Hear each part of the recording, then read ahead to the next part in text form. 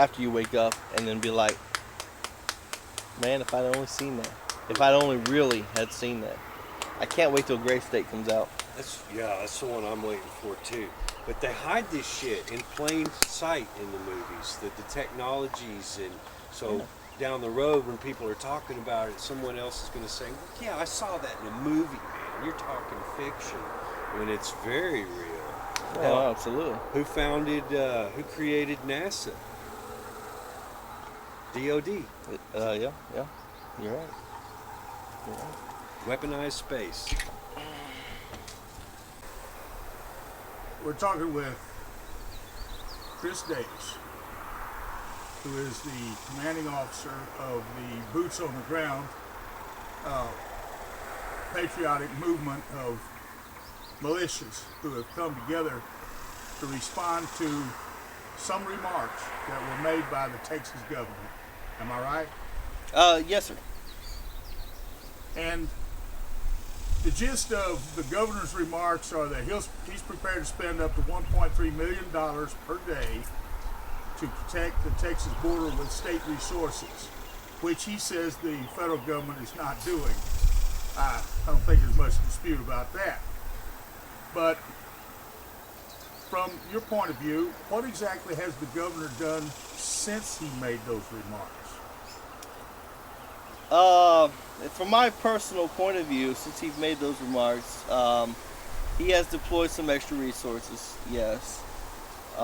He has came out and made many statements. But in the end, it's a political move, because in the end, he is a politician.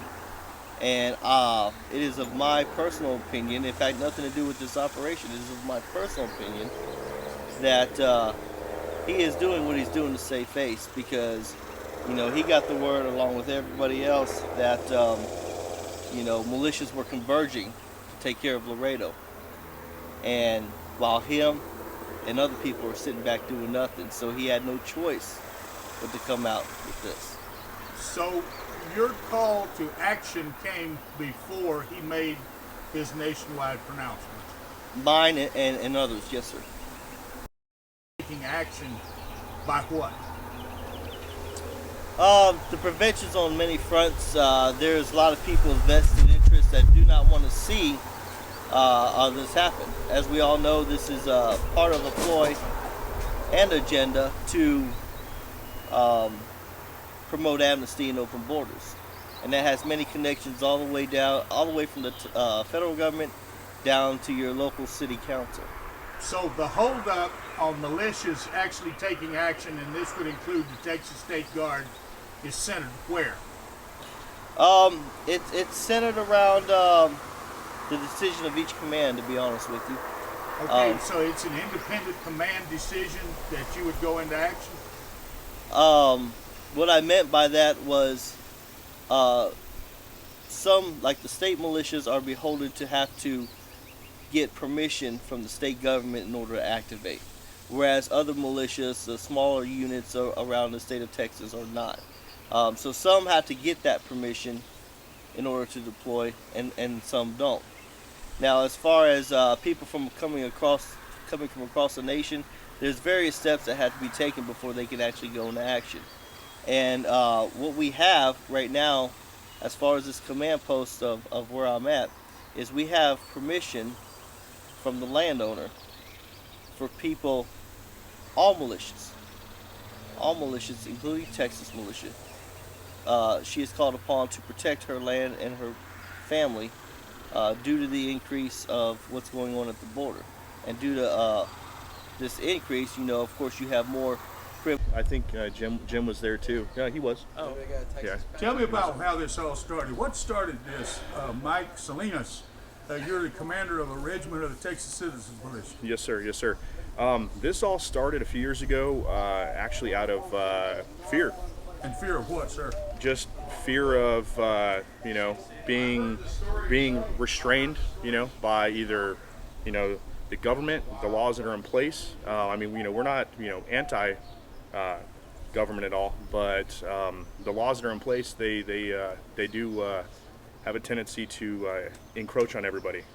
One of those encroachments is a suspension of the writ of habeas corpus, can you think of anything that you or we the people have done that means that we have to give up something that it's been ours since medieval times? Yeah. I can't think of a thing why, it's been given up. Do you feel like you've got a God-given right to defend yourself from a man with a gun? Definitely. Equal protection. You Yeah. got your gun too. Yeah. Okay, so do you think it makes you insane or something that you're afraid? No. I don't either. No. That's something new. I want to tell you something. Mr. Salinas.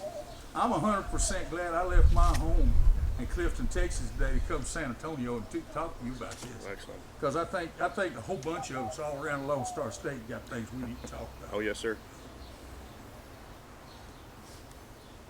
I want to read you something that I found that Marshall McLuhan said. Okay. He said it 50 years ago when he predicted the advent of the internet. He'd never seen the internet, but he knew that it was coming. Mm.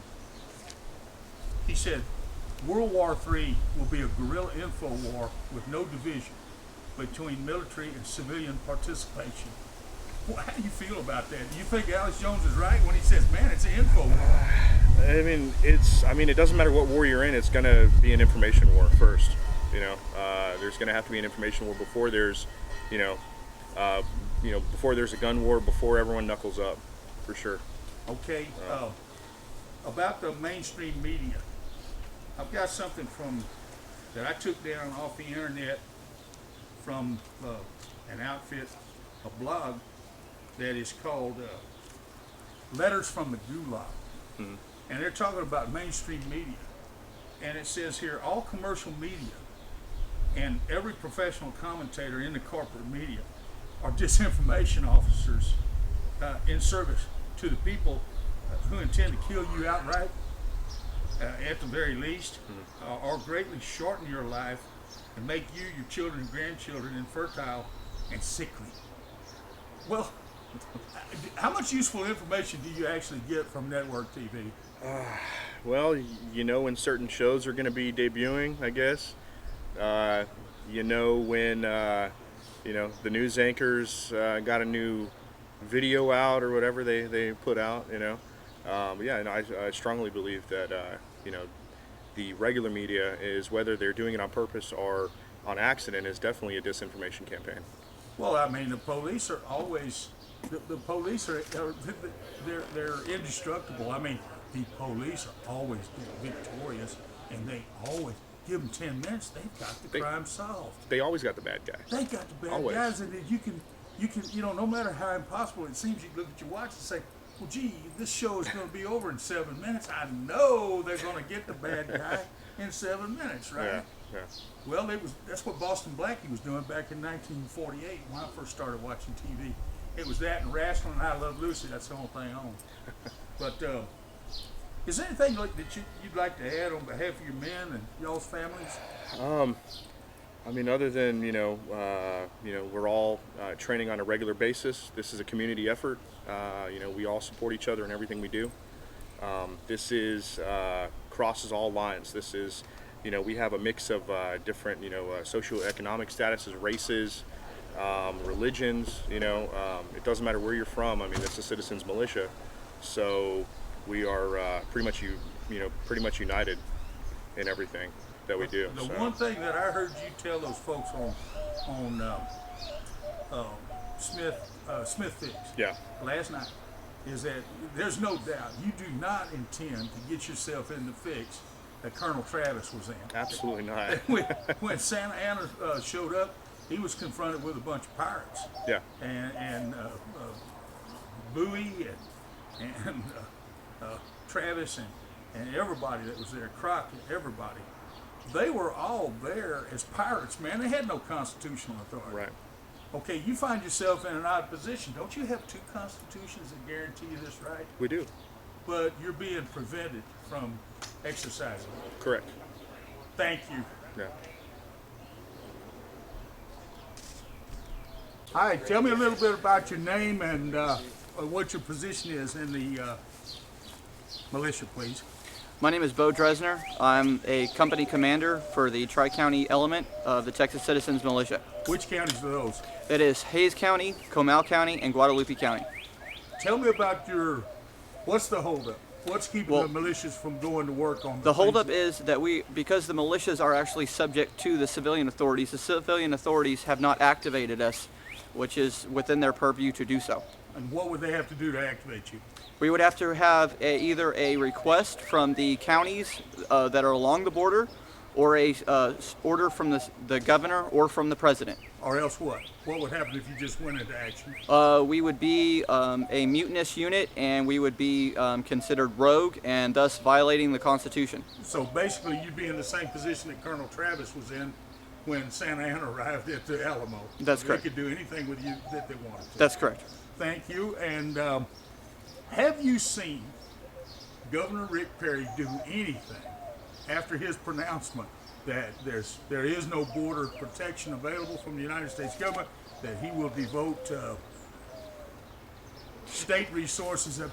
Have you seen him do anything? Yes, Exactly. What did he do? there has been DPS who have been deployed routes that were normally scheduled for patrol for the rest of Texas. They've concentrated some of their officers south. They've also moved some of their aircraft, which would be spread out across the normal state of Texas, south. There has been kind of a warning order which has been given to Texas military forces, thus the National Guard and the Texas State Guard, that there may come down orders to activate. So, from your standpoint with the Texas Citizens Militia, you feel that there is some interdiction. There are some, but it may not be. I myself am a person of action. I like to take action on things, so it may not be enough for me personally, but as a group, once we get our authority from the state, and therefore, if the state doesn't tell us to act, we would be acting outside of our authority if we act on our own. Is there any alternative remedy to the position that you're in? Anything you could do, or anything other people could do? Well, it would be contact their representatives and try to pressure them to force the government to act. But beyond that, I don't see anything that we should do legally within the bounds of a civil society that we have. Wait and do the right thing then. That's correct. Do you have advice to the individual citizen of what he could do to prepare for what's obviously fixing to come, that there's going to be quite a bit of unrest? Just make sure you have what you have at home. Make sure your supplies are good enough, and make sure that you have you can get with your neighbor to have some type of mutual protection. Understood. Do you feel that the people of Texas are being put into a situation where they're going to have to fight with their government to get what they need? I'm not sure of that. I don't see anything that's the only way out for the situation. But I do know that there is some sentiment that some people are not happy with the way present circumstances are. Well, for Radio Legendary and Conspiracy Corner, I'm Jim Parks. Thank you for your time. And is there anything you'd like to add? No, that's all.